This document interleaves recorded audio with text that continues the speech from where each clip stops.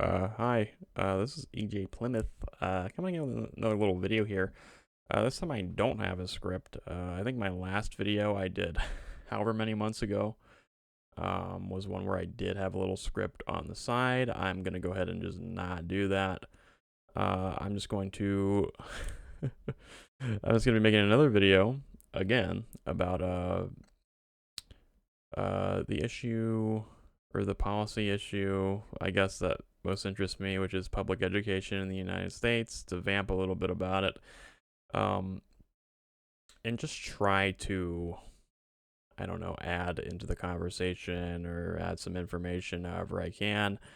It is, all in all, what I'm sort of interested in and want to want to advance. So I a lot of it is going to be things that I'm just reiterating, but I just want to do it again. So, I'm just going to keep doing it. I'm just going to keep making the same video, but it's not the same video. There's new things I want to talk about, but yeah, you know what I mean. Okay, so the first is that there's the same issue, or the reoccurring issue, of education policy in the left wing, or you could call it the insurgent left wing of the Democratic Party, DSA, whatever, whichever. Um, it does not really have a North Star in terms of policy the way healthcare policy does. Whereas for healthcare policy, you have Medicare for all, which, single payer system. We pretty much understand what it is. The policy was written by Jan Omar, so it's something that you can see. There's been a lot of discussion about it. It's very clearly like, that's where our target is. That's where we're going. When it comes to education policy, right?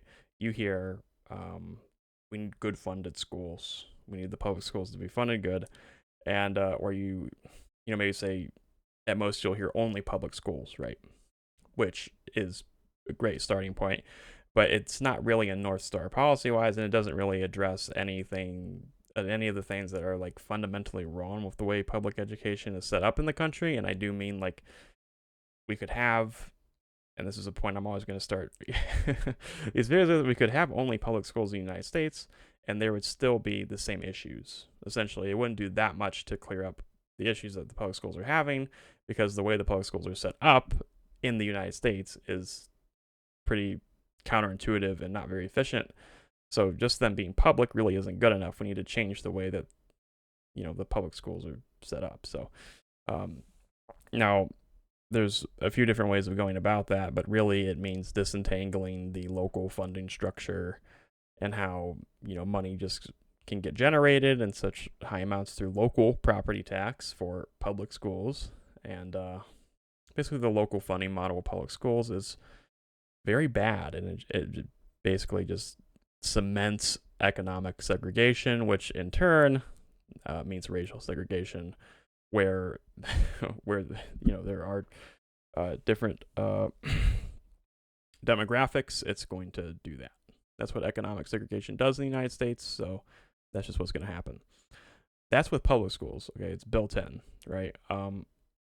So we need to strip that away. There needs to be a mechanism for local funds to move between schools, or the funds need to go to a higher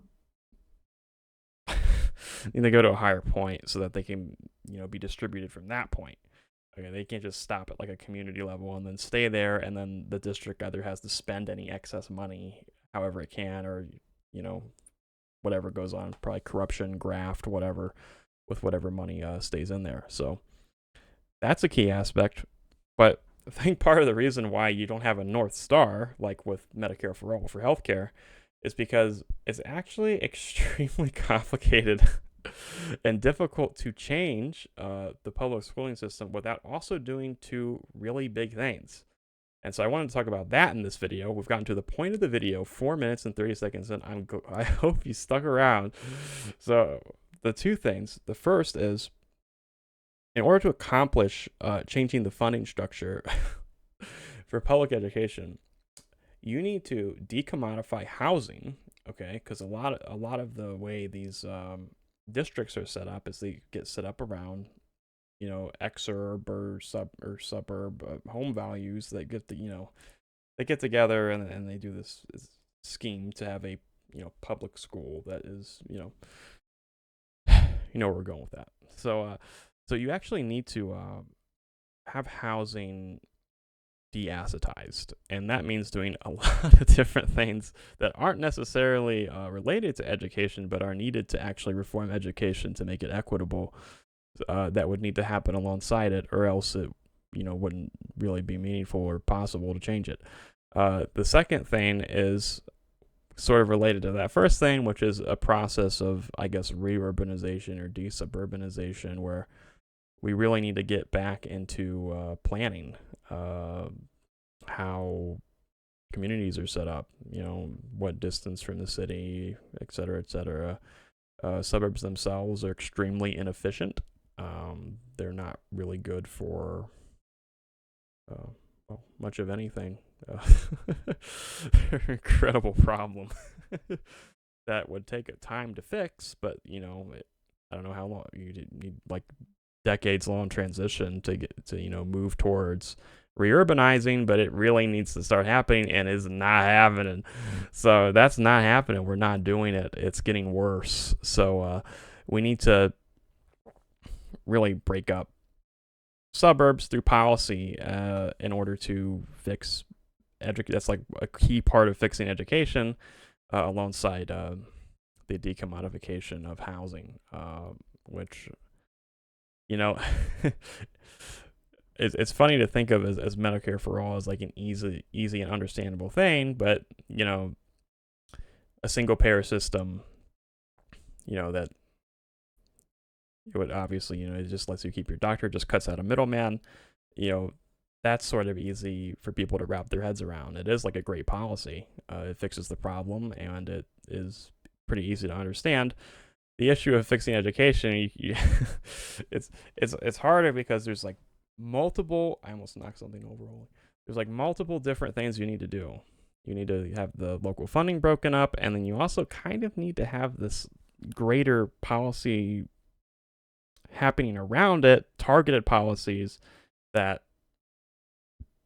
crack down on what allows suburbs to exist the way that they do, de-incentivize them while also tying the funding away from home values, which would which you need to do, because a lot of home value is actually tied up into the school district itself and how it's perceived and things like that. So you need to get the property values away from housing decommodification, which would also be a process, and education is a part of that process. And I think that's maybe not as comfortable to hear, but I think that's it's just a big issue. I mean, we have to tackle these things at some point or another. We're kicking a can down the road, and I guess it's with a lot of things in America, and it's extremely fucked up. But I think I'll leave it there.